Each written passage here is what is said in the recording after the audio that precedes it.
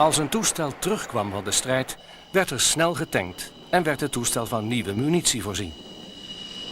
We would land and without shutting down, just pull it right into, we call it hot pit refueling. So with the engine running, they'll just taxi on up and we'd fill up all the tanks again. Then we'd go into the air, into our parking spot. As soon as we shut down, immediately weapons would start loading up the next weapons and any other minor maintenance involved in the turnaround of the aircraft. De Amerikaanse generaal Charles Horner gaf leiding aan de luchtacties van de geallieerden. Hij evalueert de tactiek van de steun vanuit de lucht tijdens de grondacties. The focus became destroying equipment as opposed to destroying troops. Our initial intelligence of the forces in field was poor. And we were sending aircraft out to destroy, say, armor units.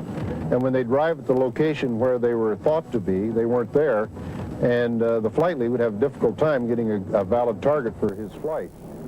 So one thing we did is we put F-16s up over the battlefield. We called them killer scouts.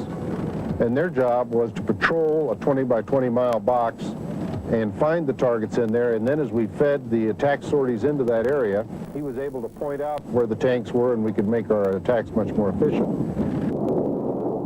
It's very difficult in a very fast-paced ground campaign such as this war featured for the Army to know when and where they're going to need close air support. So we created a system called push CAS.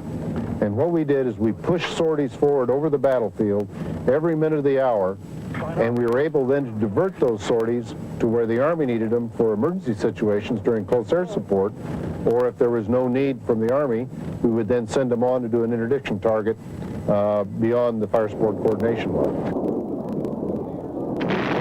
As is vividly described by one of the POWs, said the airplane that they feared most on the front lines were the A-10s because their accuracy, using the POW's words, they never missed. And when they're overhead orbiting and you're in a tank or with a group in a revetment, you didn't know if you